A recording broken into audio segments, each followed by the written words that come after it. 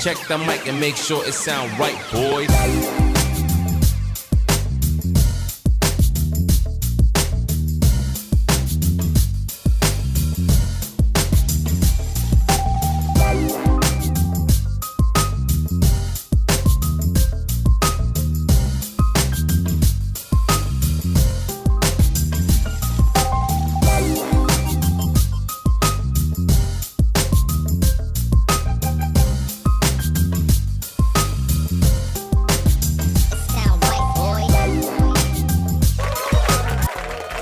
Assalamualaikum warahmatullahi wabarakatuh dan salam sejahtera bagi kita semuanya. Jumpa lagi dengan saya JCL Jose Coalinge. Dan tamu yang kali ini hadir adalah seorang jurnalis senior dan pengamat musik yang banyak kebiasaan di musik Indonesia. Kita kenalkan Mas Benz Leo. Apa kabar Mas Jose? Baik Mas. Ada setahun kita nggak ketemu ya. 2020. Enggak, 2020, baru 2021. aja 6 bulan yang lalu. 6 bulan lalu oh, iya, ya. Setahun emang ya, setahun. Karena Mas Desember aja udah setahun. Oh iya. 6 bulan lalu kita masih bersama-sama mensukseskan acara LCLC Lomba Cipta Lagu Corona. Betul, ya Mas. ya. Dan itu menarik sekali karena peserta finalnya itu dari Kalimantan selama Iya benar luar biasa dan itu banyak kan orang-orang daerah. Betul, Mas. iya. Pokoknya benar-benar luar biasa atas kerjasama kita semua ya Mas Ben. Dan berkah kita sudah ketemu, suasananya sehat, mudah-mudahan pandemi virus cepat selesai sehingga kreativitas nggak boleh berhenti juga. Sekarang pun nggak boleh berhenti. Pastinya Mas Ben. Tapi tetap juga kita harus protokol kesehatan Mas Ben. Benar juga kata Ibu, pesannya Ibu harus menjaga dengan 3M, masker, cuci tangan, sama jaga jarak Mas Ben. Betul, dan pesan Ibu adalah pesan grup padi ya. Oke, benar. Bikin padi. Bener.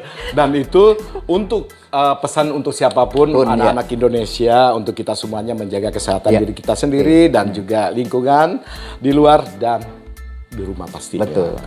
Mas Benz, sebelum kita memulai, saya mau nanya-nanya dong soal masa lalu Mas Benz. Masih kecil-kecil, Mas Benz itu sebenarnya lahir di mana? Ya, ayah saya dulu tinggal di Pasuruan, tapi aslinya sebetulnya ayah itu dari Surabaya karena dulu pernah menjadi angkatan laut ya. Jadi anggota angkatan laut di Surabaya. Tapi karena rumah itu sering dipakai markas tentara, ibu saya mengusulkan bagaimana kalau menjadi pegawai negeri sipil. Akhirnya dari Surabaya dengan pangkat kalau nggak salah waktu itu kapten dipindahkan ke Pasuruan ini. Ke Pasuruan, saya lahir di sana. Jawa Timur Mas ya? Betul, Jawa Timur. Dan di Pasuruan itulah ayah saya menjadi asisten otonom. Jadi setara dengan kapten kalau di pada saat itu angkatan, sekarang setara ya? Iya, betul. Mas Benz, emang lahir tahun berapa sih? Kok wajahnya dari dulu saya kenal segini-gini aja Mas Benz? Saya tahun berapa, bulan berapa, tahun berapa? Saya ini sebetulnya masih sangat muda karena tahun ini 69 tahun. Masih muda kan? Dan angka itu bagus sekali, 69. 69 ya, ulang tahun. Belum 96.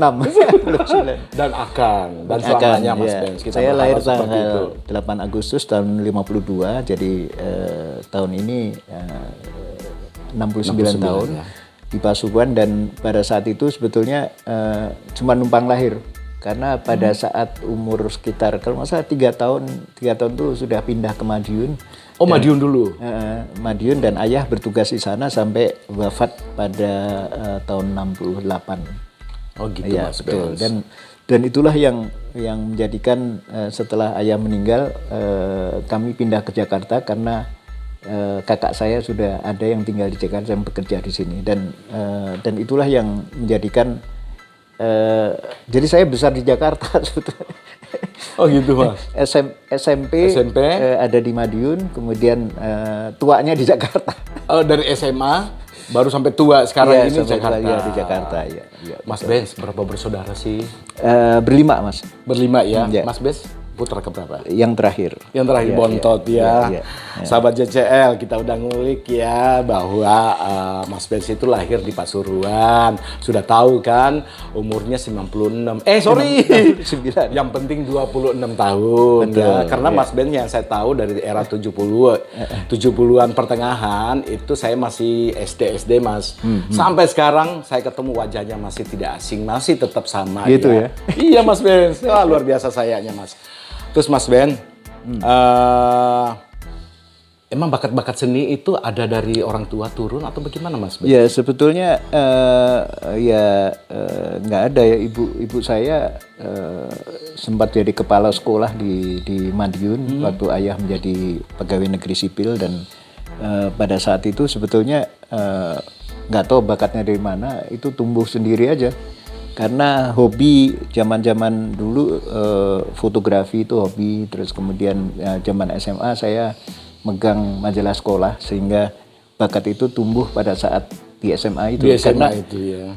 passion ke penulisan itu justru berada pada saat ayah sudah wafat. Saya masih SMP, kemudian pindah ke Jakarta. Cita-cita cuma satu, kalau nanti lulus SMA harus tidak ngerepotin orang tua. Syukur-syukur kalau di SMA itu sudah punya pegangan uang sendiri untuk nantinya bisa kuliah gitu ya. Kalau toh nanti bayangan saya kalau nanti lulus SMA itu kalau bisa masuk ke perguruan tinggi atau apapun juga yang sifatnya adalah beasiswa. Nah akhirnya saya mendaftar ke kepolisian itu. Oh, akabri ini. Akabri polisi. Masuk nggak ya. Mas? Dibilang masuk Enggak? Dibilang enggak masuk? Iya. Karena sudah sampai Sukabumi waktu itu. Sukabumi itu kan sudah tes sempat terakhir. ya. Iya, sudah di Sukabumi. Gagalnya di apa Sebetulnya lebih ke ternyata bakatnya tidak ada di situ. Pada akhirnya saya melanjutkan apa yang ada di zaman saya SMA. Sebetulnya yang namanya masuk atau tidak itu pada akhirnya adalah kita sendiri yang menentukan ke pendidikan yang jenjang yang lain. Yang saya benar-benar ditolak itu justru pada saat untuk testing masuk pilot. Jadi itu ditolak Mas. Jadi curug ya, karena masalah kesehatan. Itu saya baru tahu kalau masuk ke penerbangan, sekolah penerbangan itu adalah secara fisik harus lebih sehat dibanding pendidikan yang lain yang beasiswa. Contohnya misalnya sampai ke urusan gigi bolong atau iya, enggak, betul, itu urusannya itu. Jangan sampai bolong rata gitu. Terus ada varises enggak kalau di kaki itu juga, dan itu juga dinilai sekali. Saya gagal di Curug waktu itu. Padahal Curug itu kalau nggak salah waktu itu 13 bulan kita sudah bisa menerbangkan pesawat. Udah sempat magang di situ Mas? Enggak, gagal dari awal. Oh, gagal dari awal. Kirain udah sempat magang kayak masuk di Akabri tadi. Kalau di Akabri polisi itu sudah sampai Sukabumi. Kalau yang ini dari awalnya udah gagal duluan. Nah, terus kita kan sudah tahu nih Mas. Ya. Tiba-tiba Mas ambil profesi mencari narasumber yang waktu itu sangat populer. Siapa kira-kira narasumber waktu itu? Bayangan pertama kali saya harus punya profesi yang saya pernah tekuni di zaman SMA. Ya. Karena saya pernah menulis itu tulisan-tulisan yang ada kaitan dengan musik. Pada akhirnya salah satu yang kebayang yang saya pasti akan jadi wartawan itu kalau wawancara sama Tony Kuswoyo. Tony Kuswoyo. Karena saya sudah bisa membayangkan kalau saya berhasil mewawancari Tony Kuswoyo, berarti yang lain-lain nurut. Media cetak itu pasti akan menerima tulisan saya. Bahkan saya membayangkan tulisan saya itu pasti langsung masuk blung. Langsung masuk tanpa ada koreksi sama sekali, kecuali kalau ada hal-hal yang berkaitan dengan titik koma dan lain-lain. Itu kadang-kadang kalau baru pelatihannya ada editing seperti itu. Dan akhirnya saya hilir mudik ke tempatnya Mas Tony. Waktu itu almarhum Tony Kuswoyo itu tinggalnya kan di kompleks Kos Bersaudara di Haji Nawi, Cipete. Saya tinggal waktu itu masih di daerah, sama kakak saya tinggal di Rajawali Selatan. Oh, cukup jauh ya? Jauh sekali. Saya jalan ke situ, kemudian Sampai di sana harinya memang saya sengaja hari Minggu biar ketemu kan. Ketemu Hari acara Minggu keluarga saya ya. datang, tadinya ditolak sama penjaganya gitu ya. Ini siapa ini? Ada anak muda kepalanya botak. Jadi saya masih kepala botak. Oh, karena kan habis dari Sukabumi ya, Mas. terus akhirnya saya bilang, ini saya jauh sekali nih tinggal. Saya pengen ketemu sama Pak Tony Kuswoyo. Saya pengen jadi wartawan. Kalau saya bisa menulis Kus Bersaudara, saya pasti akan jadi wartawan gitu. Oh iya ya. Terus ini saya disuruh tinggal di luar itu. Di luar pagar. Itu tahun 71. 71, Mas. Ya, 71. Dan saya sempat sempat nunggu beberapa lama, dan di situ ada abang becak segala macam di kompleks itu ya. Saya sambil ngobrol sama Bang Beca, tiba-tiba saja yang jaga itu keluar lagi dan dia ngomong, iya silakan Bapak ada, silakan. Terus kemudian Mas Tony ngeliat saya ini siapa? Potongannya nggak ada potongan wartawan dia. Ya. Terus kemudian ini anak muda nih, kamu dari mana? Ya, nama saya Benny. Terus saya cerita bahwa saya ini pengen jadi wartawan. Saya pernah mengerjakan majalah sekolah meskipun itu 3 bulan sekali, tapi itu sudah bekerja. Saya pemimpin redaksi di situ. Oh iya, kamu maksudnya apa? Iya, saya pengen jadi wartawan musik. Kenapa wartawan musik? Wartawan musik jarang saya bilang. Kalau saat itu ya jarang sekali ya, Mas. Ada wartawan ekonomi, wartawan politik atau wartawan apa, tapi wartawan musik setahu saya jarang. Terus kemudian terus apa yang kamu pengen wawancara sama Mas Tony tentang Kus Bersaudara, Kus Plus segala macam. Waktu itu belum ada Kus 1 ya. Belum. Udah mulai, Mas. Di kompleks itu kan ada tempatnya Mas Yo, tempatnya Mas Yon, tempatnya Mas John dan juga Mas Nomo, dan saya nanti boleh nggak ke sana? Lu silahkan, nggak apa-apa. Tapi kan kamu perlunya sama saya. Iya. Jadi gini aja. Coba kamu minggu depan ketemu sama saya lagi, nanti saya kasih waktu untuk wawancara. Itu hilir mudik kesan. Enggak. Oh, baru yang Mas Tony dulu. Mas Tony dulu. Itu jadi saya hilir mudik. Dari Raja Wali ke Jian, karena dia pengen menguji saya apakah ini keuletannya serius atau enggak. Baru hari Minggu keempat itu saya dibolehkan untuk mewawancari panjang, dan kamu bawa apa? Kemarin kan saya suruh bawa itu skrip. Oh, buku skrip. Cuma dulu kan bukan, kamu tulis saja. Soalnya saya nggak punya rekaman itu, belum. Ya, belum musim lah gitu. Terus akhirnya sama Mas Tony kasih kesempatan untuk kami mewawancarai, dan waktunya panjang sekali sampai buku itu hampir habis. Dan Mas Tony hanya satu pesannya, sebetulnya untuk menjadi wartawan itu sama dengan pencipta lagu. Apa yang ada di perasaan kamu tulis saja. Maksudnya gimana? Saya sudah manggil Mas nih, diminta manggil Mas sama beliau. Oh, tadi Bapak? Iya, tadi Pak. Iya, Pak. Kita biar akrab itu kamu sapa aja Mas. Nanti akan terjadi sesuatu yang dekat. Oh iya Mas. Terus akhirnya saya bilang, apa yang dimaksud, apa yang ada di perasaanku. Kamu lihat aja kompleks ini kayak apa nih. Kompleks Kus Bersaudara. Terus ini rumah saya, itu rumahnya Mas John, itu rumahnya Mas Nomo, ini rumahnya Mas Yo. Nah, kamu bikin deskripsi. Saya waktu itu nggak tahu deskripsi itu apa.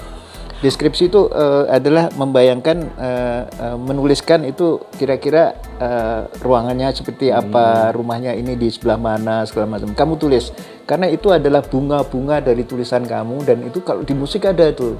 Yang dimaksud itu aransemen ya. Aransemen lagu itu akan indah kalau dikasih, oh ini gitarnya di sini, ini kasih backing vokalnya, dan nah itu berarti pencipta lagu itu kayak penulis. Nah, oh iya Mas Tony ya, udah ya selesai ya. Mas, ini saya boleh minggu depan balik lagi ke sini nggak? Belum selesai nih. Apa yang saya ceritakan udah kelar sebetulnya. Saya udah nggak punya cerita lagi karena itu udah 3 jam. Oh 3 jam. buku saya udah penuh, terus kemudian dikasih kertas sama dia untuk nulis. Kamu sisa nulis, ya udah kamu pulang aja. Saya doain kamu selesai ini tulisan selesai, kamu kirim aja ke media apa. Suatu saat saya cuma punya bayangan ada media cetak yang terkenal waktu itu, Berita Yuda, Mas. Berita Yuda ya. Ya. Berita Yuda itu punya koran mingguannya Yuda Sport and Film. Unsur film ini ada unsur musiknya, budaya sama musik politik ya, juga ada kayaknya ada di situ. Ya. Tapi yang koran mingguannya itu ompelahnya lebih tinggi. Lebih tinggi karena musik. Tirasnya ya karena ada unsur-unsur seni.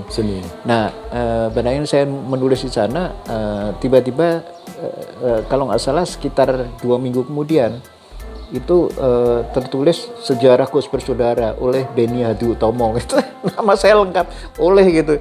Jadi itu jadi headline di situ. Headline. Bukannya di dalam tapi adalah di luar. Itu Sejarah Kus Bersaudara dan tulisan itu panjang sekali karena bersambung ke halaman sekian. Terus yang saya dengar sebetulnya itu akan terbit minggu berikutnya karena bersambung. Panjang bersambung. Tapi saya nggak menemukan korannya karena keburu habis ya.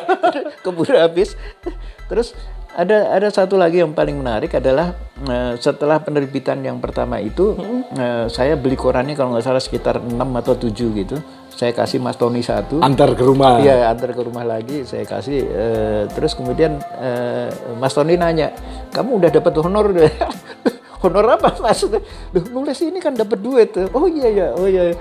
Wah, saya kebingungan. Ternyata Berita Yuda itu juga nyari alamat saya karena nggak ketemu, nomor teleponnya juga nggak ketemu.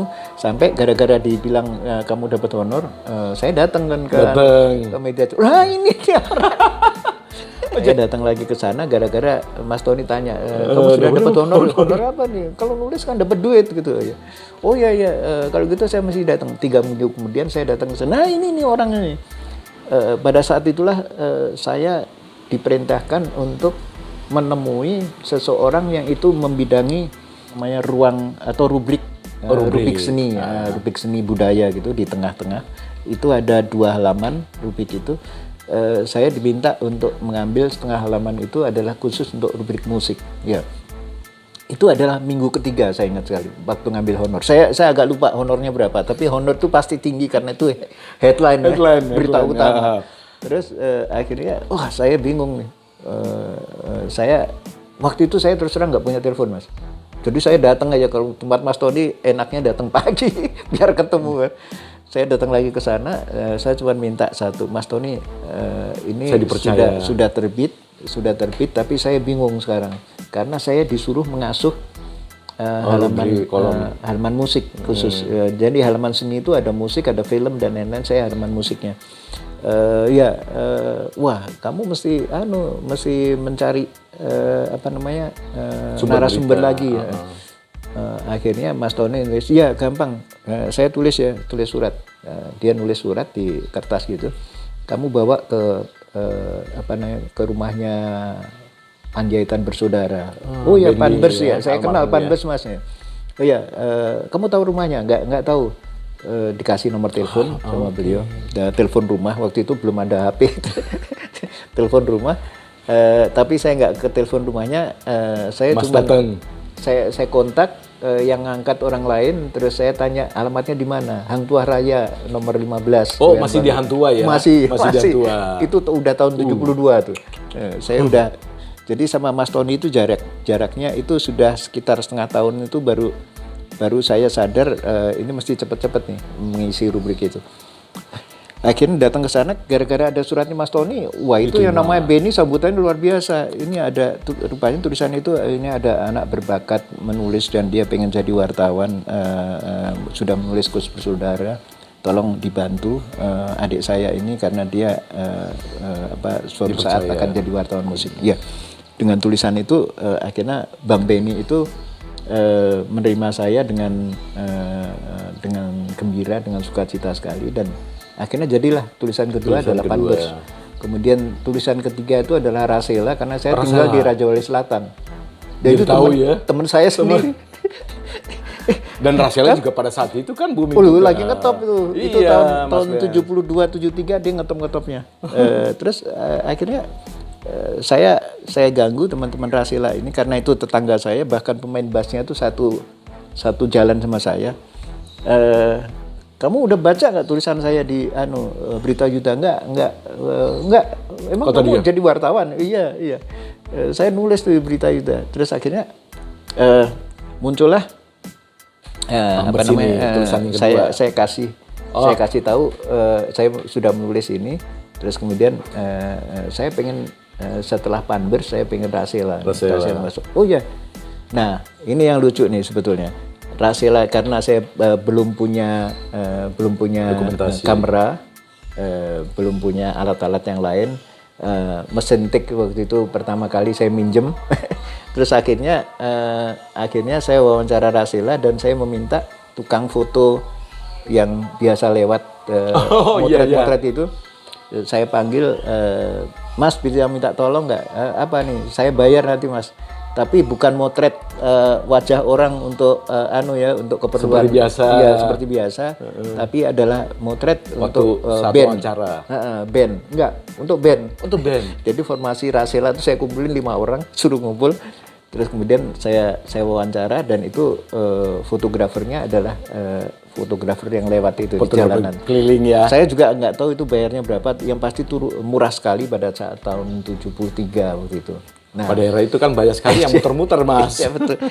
Nah inilah cerita 3 band ini ada tiga band besar dan itulah yang menjadikan pada akhirnya saya merasa saya jadi wartawan karena tulisan saya yang lain itu sudah mulai saya masukkan ke Aktuil gitu. Oh, yang tiga-tiganya masuk juga ke Iya di Aktuil. Ya meskipun tidak panjang tapi itu adalah bagian bahwa saya sudah sempat menjadi wartawan di majalah besar ya, majalah Aktuil. Luar biasa sekali Mas Ben. Ya itu tahun 73. Tahun 73. Tulisan saya 3 sudah ada di Aktuil. Dan tahun 73 akhir itu saya diminta datang ke Aktuil untuk menjadi korespondennya di Jakarta. Belum jadi wartawan sebetulnya, koresponden di Jakarta untuk membidangi kalau ada liputan-liputan kamu aja. Mas Ben. Ya, gitu. Nah, itu ceritanya. Nah, Mas Ben katanya juga namanya Mas Ben di sini yang di Aktuil ya, yang diberikan. Ya. Nama itu sebetulnya nama Ben Slio. Iya, nama Ben Slio itu sebetulnya saya temukan pada saat saya masih di majalah sekolah begitu. Oh, dari majalah sekolah bukan dari Aktuil. Bukan. Okay. Jadi di majalah sekolah itu kami ada berempat laki 2, perempuan 2 itu belajar bersama waktu mau ujian SMA. Terus kita janjian untuk setiap kali seminggu sekali itu belajar di rumah masing-masing. Ada rekan saya namanya Uki. 3 minggu sebelum ujian itu sudah sekian bulan berjalan, dia selalu tidak mau untuk didatangi oleh kami bertiga sama rekan-rekannya ini. Saya nggak tahu atau kami bertiga ini nggak tahu ada apa dengan Luki ini. Kenapa nggak boleh ke sana? Luki ini anak Jenderal KKU bintang 2, tinggalnya di Menteng. Suatu saat minggu ketiga menjelang ujian itu tiba-tiba yuk minggu depan di rumah gue, masuk ke rumah dia. Datanglah ke sana. Waktu mau datang ke sana itu rumahnya tinggi, terus dijaga sama tentara gitu ya, angkatan laut. Terus kemudian waktu itu namanya kalau nggak salah KKU Mas ya. KKU ya. KKU ya. Terus akhirnya sampai di depan pintu rumah pagar yang tinggi itu dia manggil sesuatu kok aneh nih. Benny. Nah, sementara saya di belakangnya kan. Ternyata yang keluar anjing herder gede sekali namanya Benny itu anjing. Lah anjing lu namanya Benny. Serius, Mas? Iya, anjingnya namanya Benny. Teman saya yang 2 ini juga kaget karena dia nggak pernah ke rumah Luki ini. Loh, anjing lu namanya Benny. Wah, pantesan kita nggak pernah datang ke sini karena namanya sama Benny nih. Terus akhirnya pada saat itu juga saya memutuskan gue nggak mau ikut belajar bersama, gue pulang aja. Emang kenapa? Ya gue mau ganti nama. gue mau ganti nama. Itu majalah sekolah itu kebetulan sekitar 6 hari lagi akan terbit kan. 6 hari lagi akan terbit. Gue mau pulang, yang lain akhirnya memutuskan pulang. Udah pulang. Nggak jadi belajar nih. Benny pulang, kita pulang aja deh.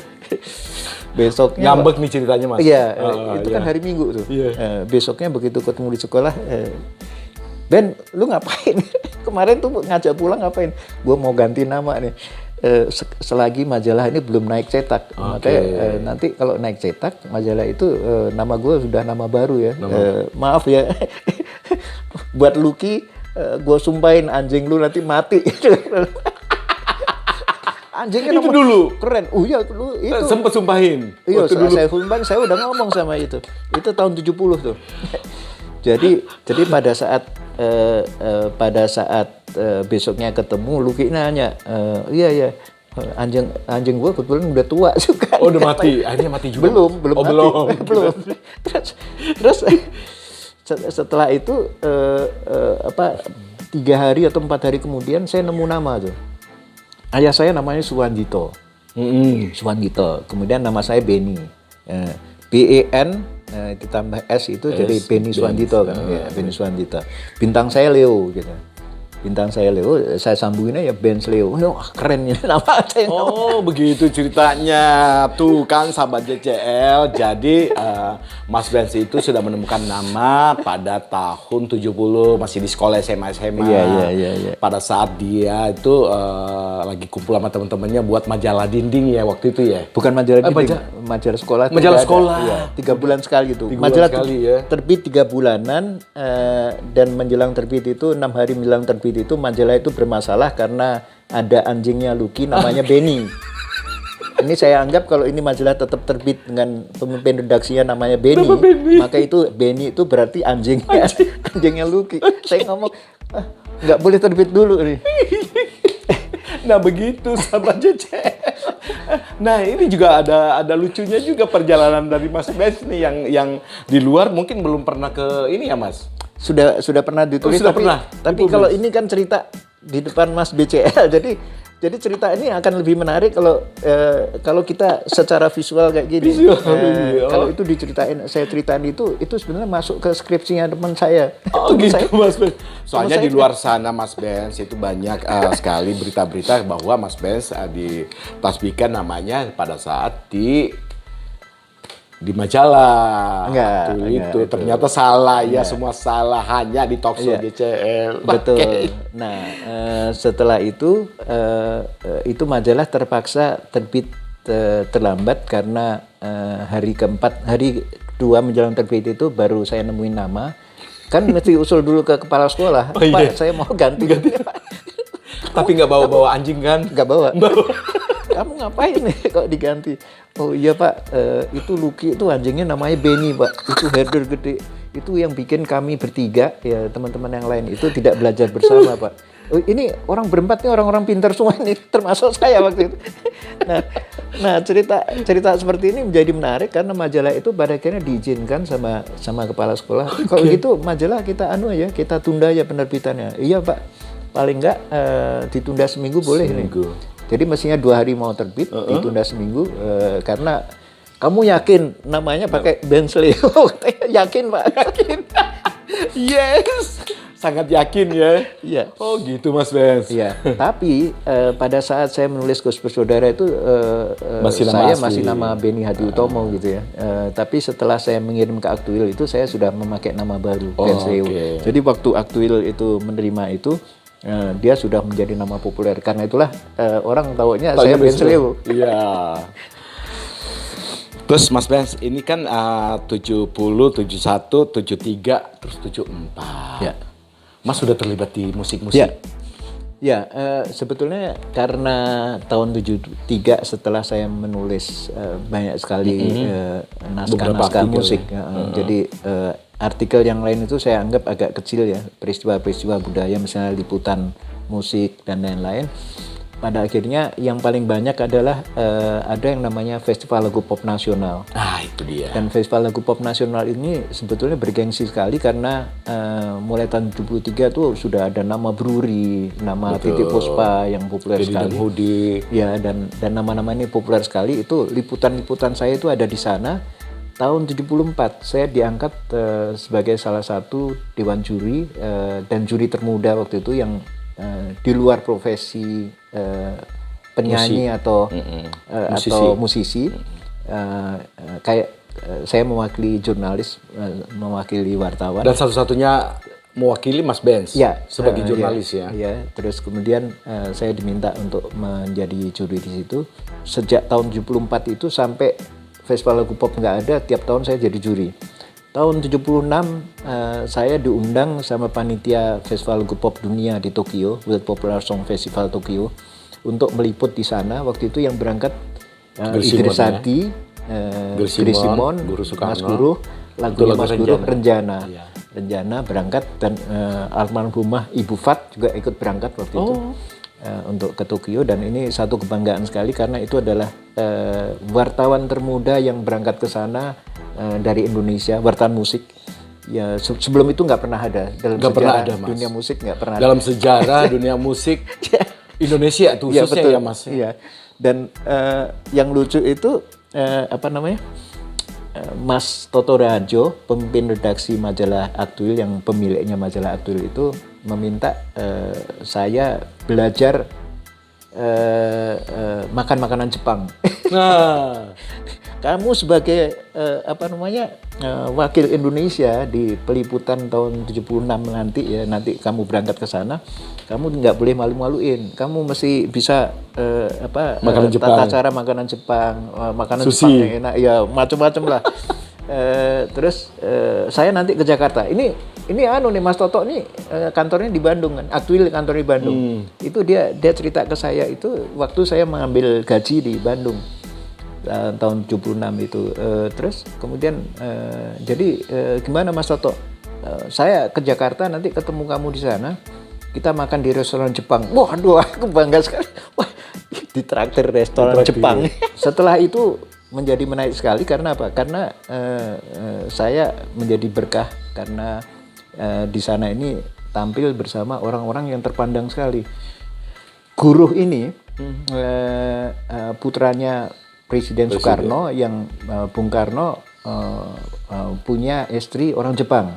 Oh iya. Ya. Dan terus kemudian Mas Guruh ini juga sangat populer di sana karena dia ada anaknya Presiden Republik Indonesia yang mengangkat harkat dari orang Jepang menjadi istri presiden negara yang terpandang. Waktu itu penduduk waktu itu penduduk Indonesia kalau nggak salah 120 juta gitu ya. Nah, atau 100, pokoknya 100 juta lebih, dan itu menjadi kebanggaan karena Indonesia itu adalah sebuah negara dengan luas wilayah yang luas, kemudian penduduknya banyak. Waktu itu sudah keempat terbanyak di dunia. Nah, cerita ini menjadi menarik sekali karena begitu saya jalan keluar Budokan Hall, keluar hotel Grand Palace Hotel di Tokyo itu suasana adalah suasana bagaimana festival ini bergerak, dan yang agak kaget itu adalah orang-orang pada tahu itu kalau salah satu wakil Indonesia itu adalah Guruh Soekarno, anak Bung Karno. Oh, itu yang menariknya Mas. Oh ya, itu yang menarik. Okay. Saya begitu jalan cari makanan gitu dengan bahasa masing-masing, bahasa mereka kan nggak bisa bahasa apa-apa ya, bahasanya bahasa Jepang aja. Begitu dia tahu dari orang Indonesia, dia cerita, saya bangga sekali sama Indonesia. Kamu makan aja. Jadi saya makan sering kali, 2 kali saya gratis. Gara-gara jadi orang Tapi Indonesia. Tapi nggak ada ini Mas Guru? Nggak ada. Oh, nggak ada. Akhirnya saya taunya Indonesia. Iya, saya ceritakan Mas Guru. Mas, itu yang namanya Indonesia tuh populer sekali di sini. Kenapa? Wah, saya 2 kali makan. Dalam 2 hari itu saya 2 kali saya makan siang itu nggak bayar Mas. Gara-gara nama Indonesia dan nama Dewi Soekarno dan Guru Soekarno ada di sini. Oh iya. Jadi kita bangga sekali Mas sebagai orang Indonesia ya. Nah, baru Guru itu cerita bahwa memang dia sendiri waktu itu pertama kali dia ke Tokyo, itu juga mengalami peristiwa yang sama. Begitu ini anaknya Bung Karno itu selalu dia sambutannya ya. sambutannya bagus. Dan itulah yang paling menarik menurut saya. Sehingga liputan saya tidak sekedar liputan sebuah festival, saya meliput juga beberapa hal yang membanggakan Indonesia. Di mana Idris Sardi itu menjadi konduktor musisi Jepang yang jumlahnya sekitar 52 orkestra Jepang itu, dan itu jarang sekali orang luar Indonesia, luar Jepang yang mengkondak musisi itu. Mas Idris itu mengkondak itu karena rupanya Idris Sardi ini dikenal sebagai penggarap ilustrasi musik film, dan itu selalu dia berangkatnya ke Tokyo ke orkestra itu. Jadi orkestra itu anak buahnya dia gitu. Itu kebanggaan kedua. Kebanggaan ketiga satu lagi adalah beberapa hal yang berkaitan dengan orang-orang Indonesia di sana. KBRI itu juga mendukung Guru Soekarno itu seperti mendukung warga Indonesia gitu. Jadi mereka bikin bendera merah putih dan untuk jadi supporter. Terus kemudian diundang, mereka mencari bagaimana caranya agar bisa masuk ke Budokan Hall pas Guru tampil di situ. Terus kemudian di masing-masing blok itu selalu ada bendera merah putih karena itu dikibarkan oleh orang ini kecil-kecil gitu ya. Dia bawa dari kertas gitu. Dan itu yang bikin itu adalah anak-anak muda KBRI yang membuat bendera itu, sehingga itu di blok. Ya, jumlahnya itu kalau nggak salah Budokan Hall itu jumlahnya sekitar 6.000-an. 6.000. Jadi 6.000. Orang Indonesia sebagian satu blok kira-kira ada 100-200 Mas. Setiap blok itu selalu ada bendera merah putih karena dia ada di sini, ada di sana. Saya nggak tahu itu Pak hebat ya? Pak KBRI. KBRI atau Pak Dubesnya.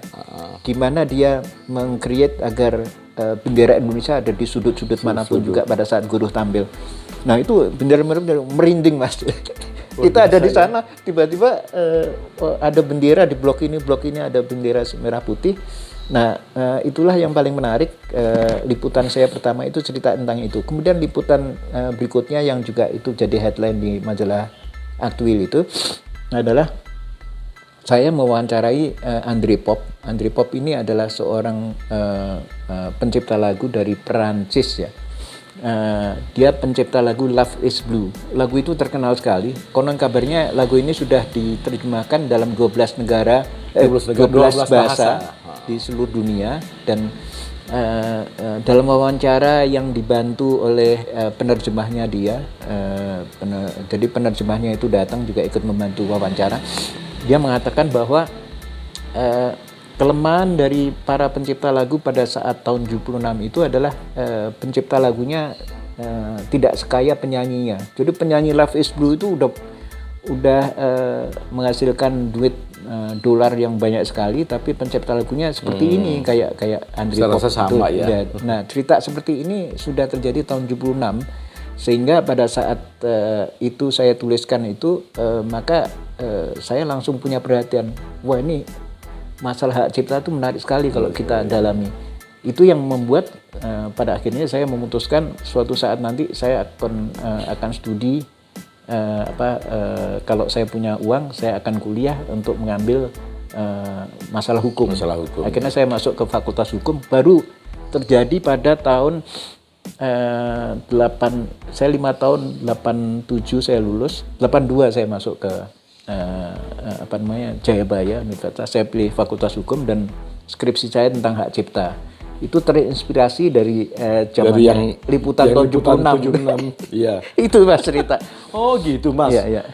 Sampai sekarang Mas kan masih terlibat juga ya untuk masalah hak cipta. Menurut Mas Ben sendiri, apakah masih di saat-saat zaman sekarang kan zaman yang mudah didapat di YouTube di mana-mana, apakah masih perlu seperti itu Mas? Ya, itu relevan sekali dengan apa yang kejadian tahun 76, di mana pada saat itu saya prihatin sekali pencipta lagu Love is Blue yang populer itu, André Pop ini masih seperti itu tiap tahun. Mas Idris itu yang bilang, dari tahun dulu, saya 3 kali ketemu dia di Budokan Hall ini, orangnya juga seperti ini, artinya tidak berubah menjadi kelihatan kaya gitu. Karena dia selalu jadi finalis nih Andri Pop, lagunya bagus-bagus. Terus akhirnya dari sana saya terinspirasi, akhirnya begitu saya lulus itu saya perhatian terhadap masalah cipta. Menurut saya sekarang pun perhatian itu juga menjadi penting sekali karena apa? Karena mengcover karya orang sesuai dengan Undang-Undang Hak Cipta RI nomor 28 2014 memang itu harus seizin penciptanya sebetulnya. Tidak boleh mengambil lagu kemudian diaransemen, diunggah ke YouTube dan dia menikmati pada saat mendapatkan bayaran dari YouTube karena sudah terjual tinggi gitu ya. Dan hal macam itu seringkali menyedihkan masalah ini dan pernah saya bahas dengan Marcel. Marcel itu adalah juga praktisi hukum di sini. Marcel ada di situ. Saya cerita tentang masalah ini. Dia bilang kita sepakat bahwa hal itu juga penting sekali. Jadi di hak cipta itu kan ada dua, adalah hak ekonomi itu berkaitan dengan royalti dan lain-lain. Yang kedua itu adalah hak moral. Hak moral itu adalah menyebut nama pencipta itu juga penting. Jadi kalau kita misalnya akan menyanyikan lagu, hendaknya penyanyi itu juga menyebutkan siapa penciptanya. Terus kemudian kalau ada penampilan di televisi, kalau dia mengambil lagunya orang lain, hendaknya tidak ditulis lagu ini dipopulerkan oleh siapa gitu. Tapi ditulis nama penciptanya siapa.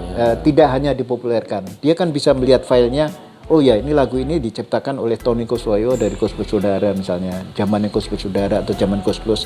Atau lagu ini diciptakan oleh siapa misalnya Andriadi Widuri. Ya, Andriadi misalnya. Itu penting sekali karena itu adalah hak moral. Hak moral. Oh iya. Nah, di Indonesia masih ada hak moral kena, hak ekonomi kena. Ya, dua-duanya itu Mas Ben. Sudah nggak bisa disebut namanya, tapi royalti juga nggak dapat gitu. Ada banyak di beberapa stasiun TV juga hal seperti ini. Ya. Mereka lalai, kadang salah tulis nama, nggak ngerti lah.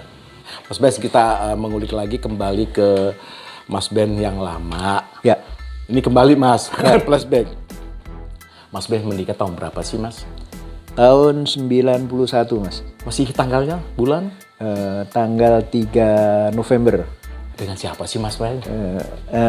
Pacar saya, mantan pacar saya karena sekarang sudah jadi istri saya itu adalah seorang dokter dan saya ketemu dia pertama kali pada awal tahun 91. Sewaktu saya mengadakan liputan Yngwie Malmsteen yang sedang main di Solo. Oh gitu ceritanya. Kalau ada konser itu kan selalu ada tenaga kesehatan, apalagi kalau itu konser luar negeri. Nah, suatu saat ada sedikit kerusuhan di sana di konser di Solo. Pada saat konser berjalan atau sebelum? Sedang berjalan. Nah, ada kerusuhan karena ada orang yang mau masuk tapi tidak dibolehkan dan itu menjadi keributan. Akhirnya saya melihat ada orang berpakaian putih-putih gitu, seragam gitu ya. Saya nggak tahu kalau itu dokter gitu ya. Saya pikir ini perawat karena kecil. Karena kecil. Istri saya kecil.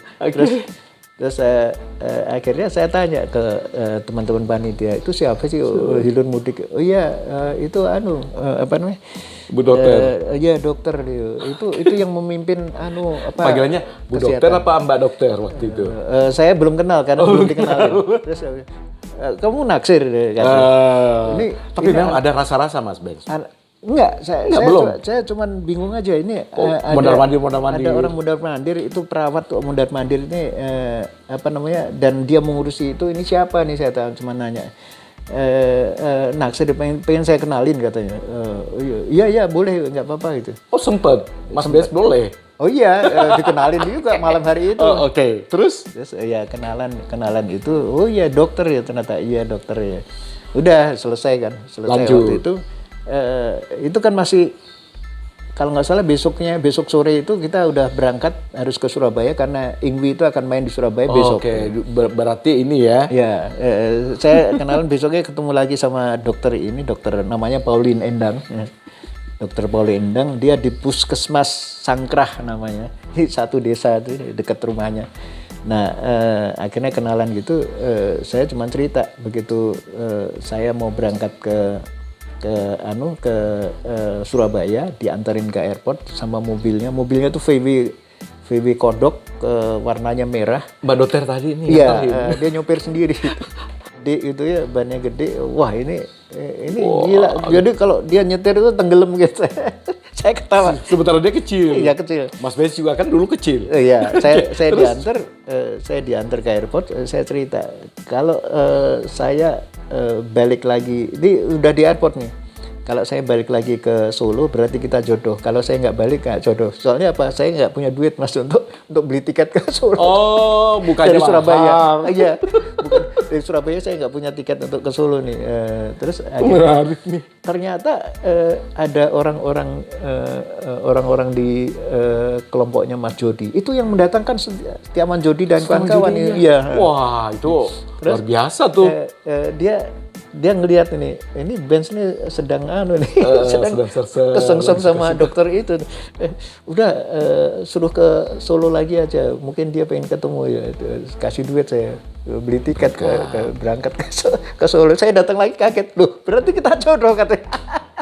Terus langsung Minang ke orang tuanya. Enggak, Mas. Oh, enggak, belum dulu. Belum dulu. dulu. Di Jawa itu kan ada bibit-bebet bobot. Ah, oke. Ini siapa sih? Ada wartawan naksir dokter. Mbak dokter ini nggak tahu Mas Ben siapa. Tahu. Oh, udah tahu. Dia udah mulai Tapi tahu orang tuanya Ben belum. Sleo. Tapi dia nggak tahu Ben Sleo itu siapa gitu. Tanya kakaknya. Kakaknya ternyata ngerti kalau Ben Sleo itu adalah nama populer. Dia adalah wartawan musik. Oke. Dari Jadi, majalah.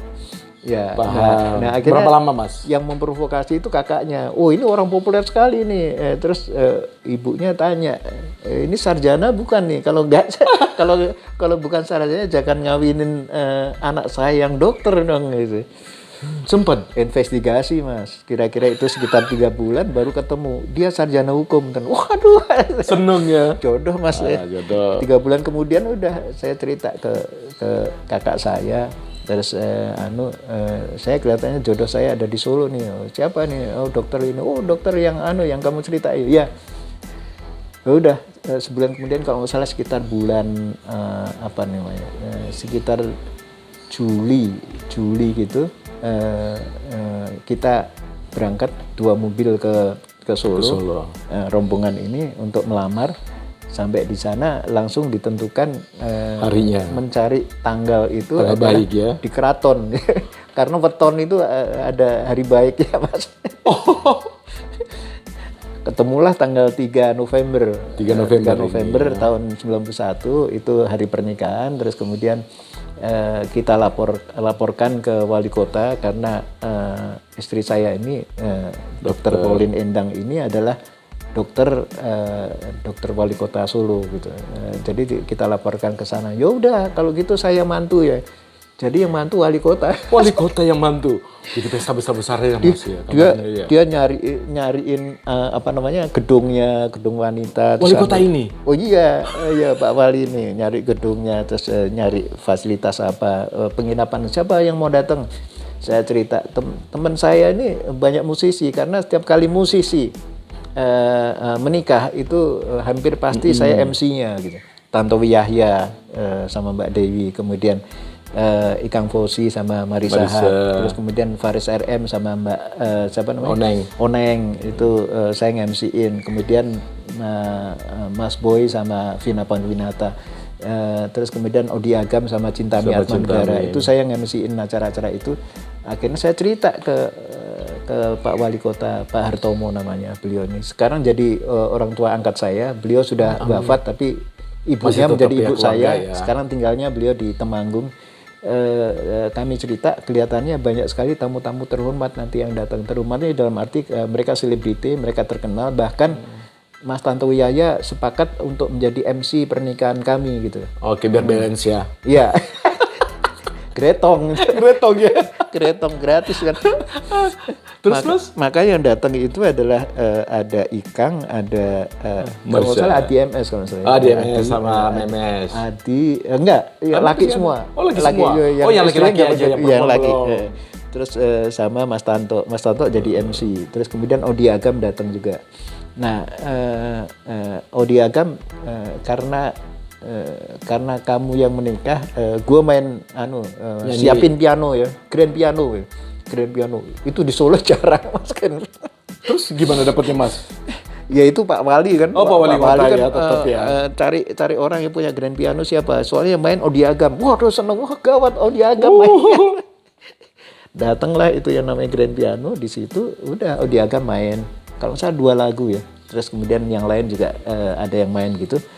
Nah, yang lucu, yang salah satu yang datang tapi nggak diundang itu adalah Mbak Juju almarhumah. Oh, Juju Sri Mulat. Iya, karena Mbak Juju tuh denger Pak Wali mantu.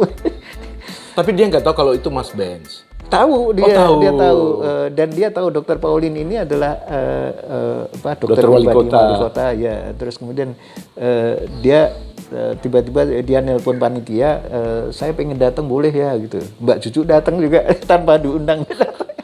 Bawa Gitu. nih, Nah, oke. akhirnya datang dan itu menjadi menarik sekali karena Mas Panto itu nggak bisa bahasa Jawa. Jadi ada MC yang bahasa Jawa, kemudian ada MC bahasa Jadi ada Indonesia. translate-nya Iya, ya. betul.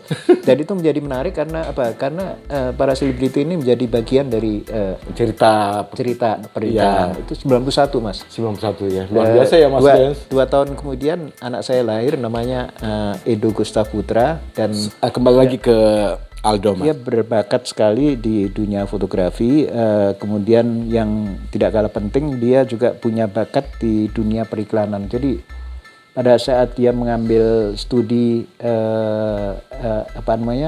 setelah lulus SMA itu akhirnya dia kuliah tentang marketing di Singapura.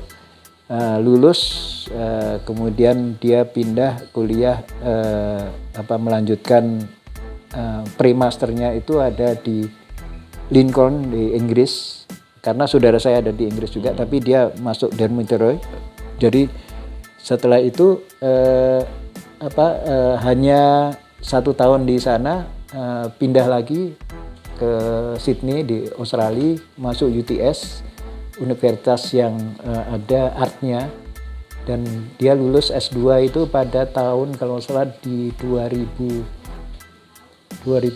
berapa ya? 15 kalau nggak salah, 5 tahun yang lalu. Nah,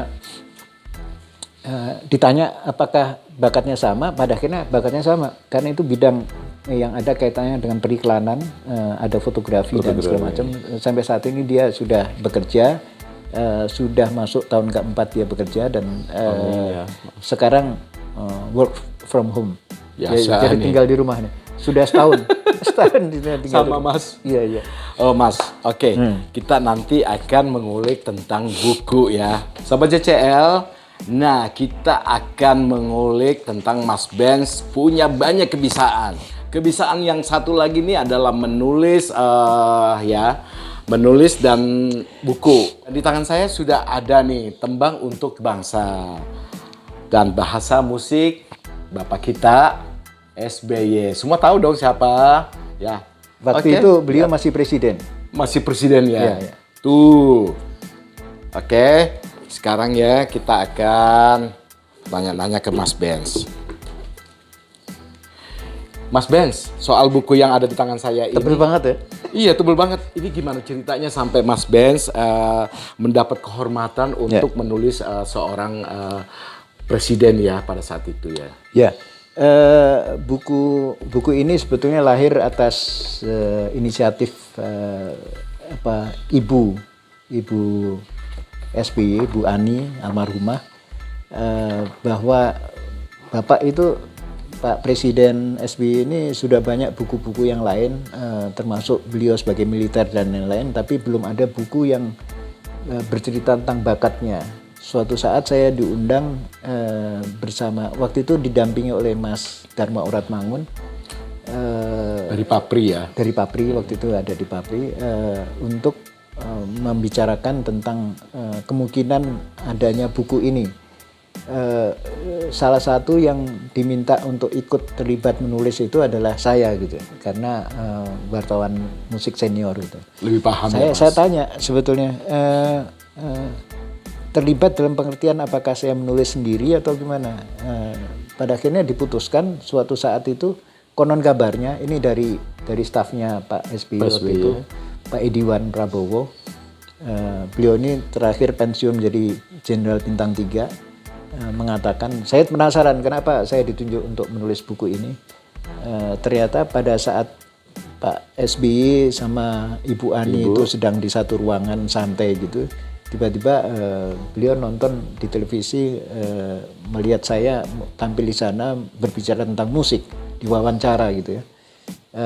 Relatif agak panjang karena itu bukan infotainment, itu termasuk ada diskusi gitu. Terus Bapak mesti pakai ini nih. Ini wartawan, itu wartawan senior, ini bagus sekali, itu pendapatnya bagus sekali dan saya kenal namanya gitu, tapi nggak kenal orangnya. Tolong dicari.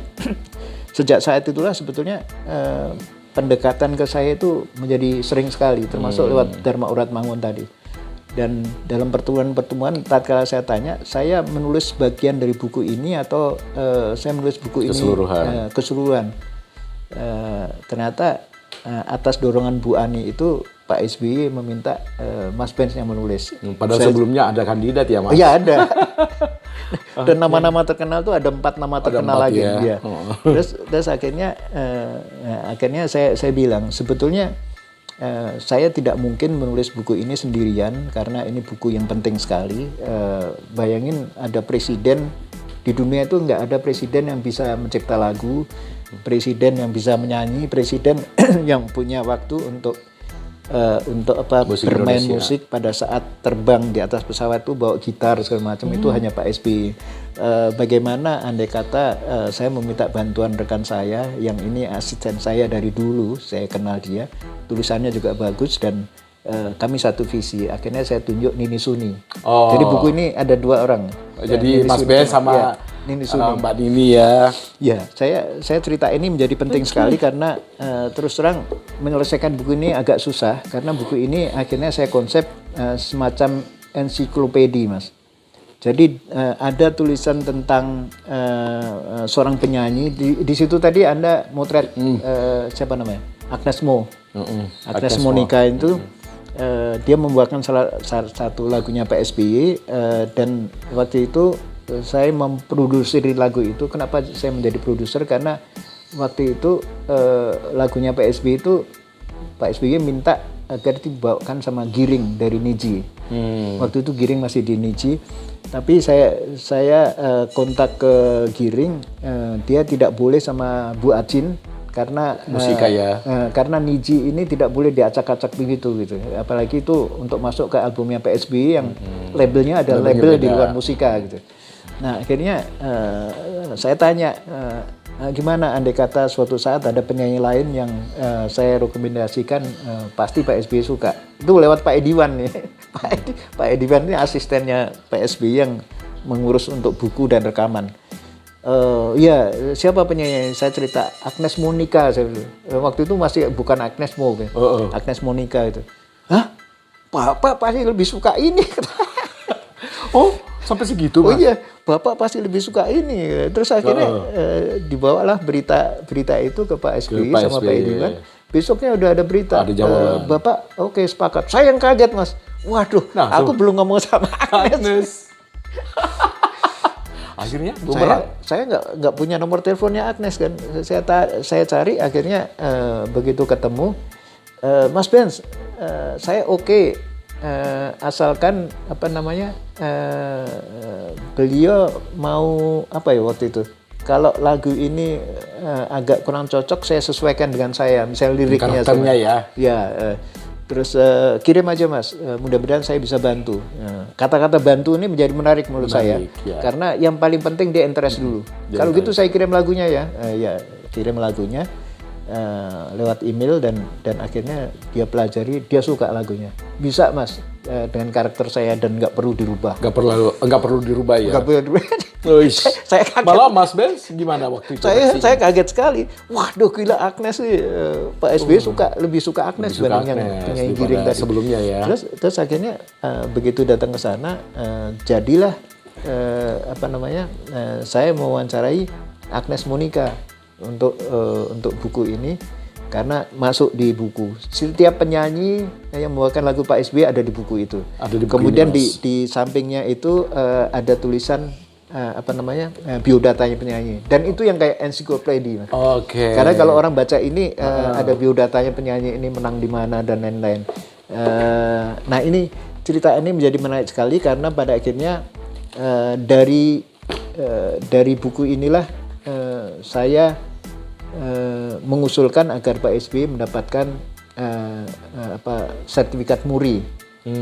Karena di seluruh dunia hanya Presiden SBY yang merilis sampai 5 album, kemudian punya buku yang berisi tentang lagu-lagu karya beliau dan penyanyinya siapa saja. Ini kayak buku ini.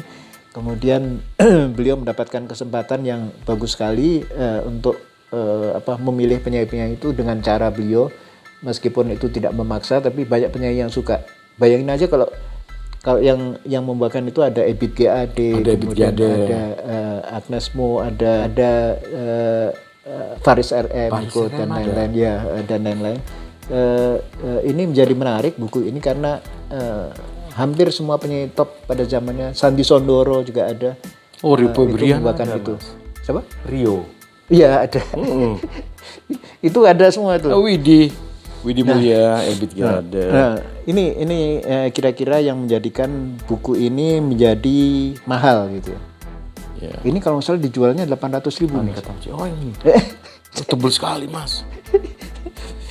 Oh, luar biasa ya. Nah inilah cerita ini dan hanya dengan buku inilah pada akhirnya kami tim buku ini yang ada antara lain ada Nino Suni, ada fotografernya itu kalau nggak salah Mas Dudut ya, ada rekan saya, yang itu akhirnya bisa menginap di mana namanya Istana Tambak Siring. Oh, Tambak Siring ya. Padahal istana itu di zaman Pak SBY dan sebelum presiden, zaman sebelumnya itu pernah terjadi. Tidak pernah orang di luar kepresiden itu nginep di sana. Kami nginep di sana karena itu adalah deadline hari terakhir ini ya, buku ini di sana. Dan itu ada di tangga di atas itu dokumentasinya dan itu di Tambak Siring.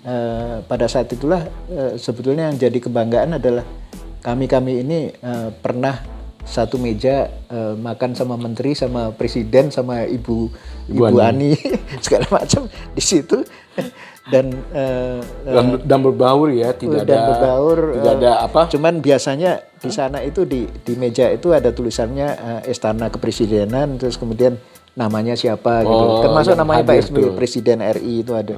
Formalitasnya ada kayak gitu. Dan saya duduk di situ kan. Kalau nggak salah ada Mbak Reni Jayusman, ada Nini Suni juga ikut duduk situ, yang lain nggak ikut, kami bertiga.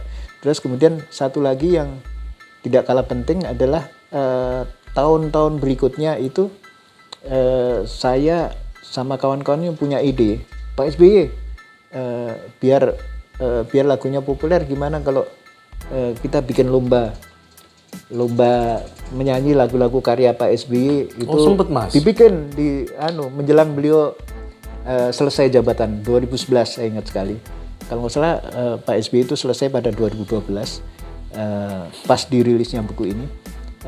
Akhirnya dengan Barco van Houten sama Jimmy Manopo kami bertiga berangkat ke Pacitan, tempat lahirnya Presiden SBY, untuk menjadi juri lomba nyanyi lagu-lagu karya SBY. Oh, jadi festivalnya ini bukan di Jakarta, Mas? Bukan, di Pacitan. Di Pacitan. Oke. Karena beliau ini lahir di sana. Pengen pamit sama masyarakat sana untuk tahun depan saya udah selesai, jadi dibikin acara di situ. Oh, gitu. Nah, itu menjadi menarik sekali karena apa? Saya sebagai juri, saya kan juri di mana-mana, festival lagu pop nasional dan festival lagu rock dan lain-lain.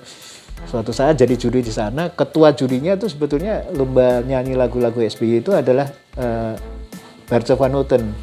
Tapi Barco itu tidak berani karena dia di depan presiden sama di depan menteri waktu itu, Menteri Parekraf itu Bu siapa namanya? Menteri Parekraf yang perempuan itu lupa. Saya juga lupa nih. Iya, Pak Ibu Menteri itu siapa sih namanya? Sekarang kalau saya beliau ada di Amerika. Nah, pada akhirnya Barca tuh ngomong, Benz, lu aja yang mewakili ketua juri ya di mengumumkan pemenangnya siapa. Sebelum saya naik itu sudah dideketin sama Pas Pampres atau pokoknya staf dari kepresidenan. Pak Benz minta tolong nanti kalau di atas panggung langsung aja dibacakan, tidak perlu basa-basi apa-apa. Karena apa? Anda di depan presiden, di depan rakyat rakyat tempat kelahiran presiden ini di Pacitan. Ya. Oh iya, wah saya tuh nggak biasa mas, nggak biasa diem. Kalau festival itu kan ada evaluasi kalau lomba. Bagaimana pesertanya siapa, terus kemudian jumlahnya berapa, terus hasilnya seperti apa, itu saya selalu evaluasi. Apalagi ini membawakan lagunya karya presiden. Begitu naik panggung saya evaluasi mas, Pak Presiden dari situ ada Bu Ani, kemudian ada Ibu siapa tuh namanya Menteri Parekraf itu. Saya umumkan dengan melakukan evaluasi. Saya cerita bahwa peserta ini menarik sekali. Usia yang termuda adalah 12 tahun Pak Presiden. Saya cerita. Yang menarik itu adalah finalis itu ada 2 dari tentara. Yang satunya itu bakal menjadi calon pemenang. Dia pangkatnya Mayor Angkatan Laut. Dia tinggalnya di Solo gitu. Angkatan Udara kalau nggak salah, Mayor Angkatan Udara tinggalnya di Solo. Terus saya evaluasi lagi adalah peserta perempuan banyak, tapi yang paling menarik adalah lagu-lagu ini berarti terdistribusi dengan baik. Karena ada anak-anak yang suka lagunya Pak Presiden. Saya lihat Pak SBY itu udah ketawa-ketawa di sana. Anak-anak suka lagunya Pak SBY. Umur 12 tahun ikut kan berarti suka. Oh, berarti suka. Iya betul. Terus begitu saya cerita itu, wah itu yang namanya Presiden, Bu Ani sama Ibu Menteri tadi sudah mulai ketawa. Kalau nggak salah ada Pak Anu juga, pemilik dari Trans TV, Khairul Tanjung. Saya nggak tahu dia sudah jadi menteri tuh. Kalau nggak salah, saya nggak tahu waktu itu ya. Belum kayaknya ya. Iya belum. Kalau nggak salah nggak mau. Tadinya nggak mau dia.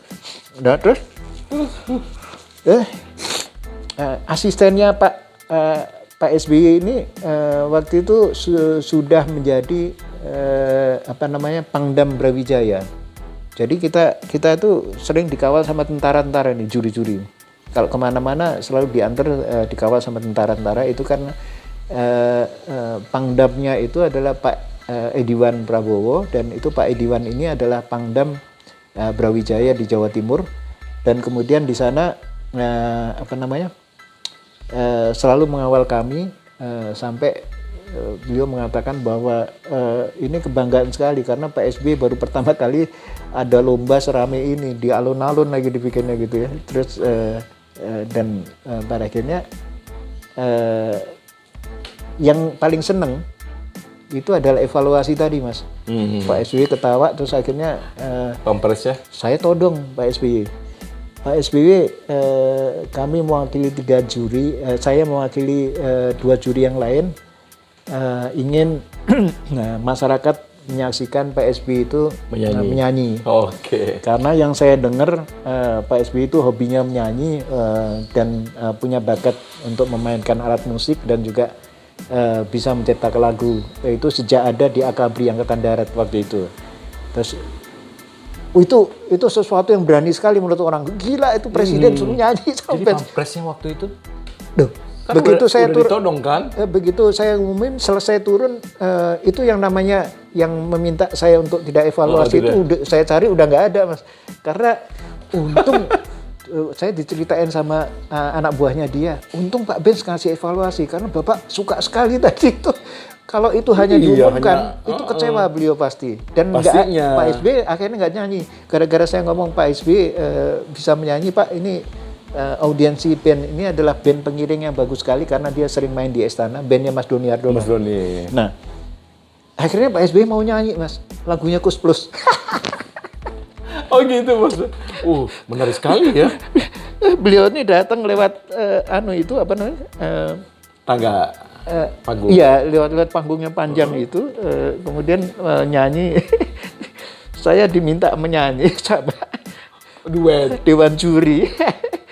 Tapi mudah-mudahan suka ya dengan lagu ini. Terus kata Bapak.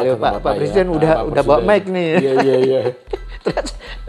Terus akhirnya Mas Doni kunci nadanya disebutin sama Mas. Saya lupa kunci nadanya, Mas. Tolong lagunya ini kunci nadanya ini ya. Padahal Mas Doni nggak ada nih. Pak Masih SBY. ingat lagu Kus Plusnya itu apa, Mas? Wah, saya lupa Mas. Oke. Itu waktu itu pokoknya itu lagu yang paling dikuasain Pak SBY.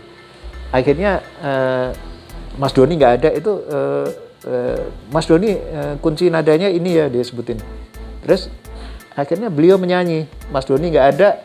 Terus saya ceritain ke Mas Doni lewat telepon, Mas kemarin Pak SBY itu nyangka Mas Doni ada di situ loh. Oh iya, saya kan nggak ikut Mas. Iya, itu saking deketnya audiens itu dengan presiden.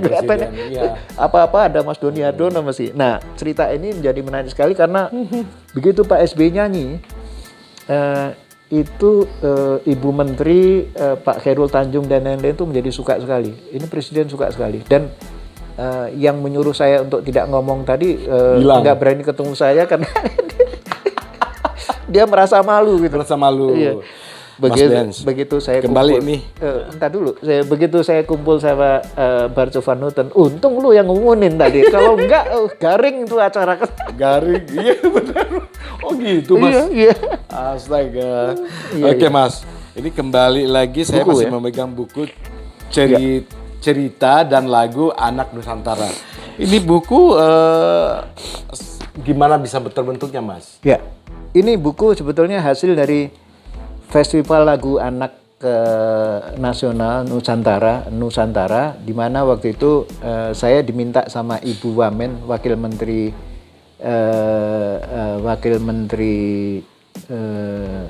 Kebudayaan, untuk membuat festival lagu anak. Dan akhirnya saya bikin lomba cipta lagu anak dan festival lagu anak, festival penyanyi anak, akhirnya melahirkanlah lagu-lagu dan pemenangnya itu dijadikan buku. Jadi ini penyanyi-penyanyi ini ada salah satu pemenang yang dibikin gambar-gambar seperti itu. Terakhir di sana ada CD-nya, itu hasil dari festival lagu pop. Oke, yang ini ya. Anak. Iya, itu CD-nya. CD-nya itu sekarang ini anak-anak ini sudah remaja dan mereka sebagian masih nyanyi. Salah satu diantaranya seingat saya itu adalah anaknya Ratna Listi, laki-laki. Oke. Itu salah satu pemenang 10 besar. Tapi anaknya Ratna Listi akhirnya mundurkan diri karena dia merasa tidak punya bakat untuk terjun kayak ibunya di dunia nyanyi. Akhirnya tinggal 9 nggak salah. Gitu Mas kira-kira. Baik. Ini diterbitkan tahun 2012 Mas. 2012 ya, Mas. Oke, makasih banyak Mas Benz. Ya. Kita udah ngobrol-ngobrol udah panjang lebar Mas Benz ya. Iya. Terima kasih Mas Benz sudah nemenin Jose sudah hadir sebagai talkshow JCL di sini. Ya. Ya, kita pamit dulu ya Mas Benz. Ya, terima kasih banyak. Sobat JCL ya, kita udahi dulu perjumpaan kami dengan Mas Ben. Saya Jose Cewalinge. Saya Ben Celio. Wassalamualaikum warahmatullahi wabarakatuh dan salam sejahtera bagi kita semua.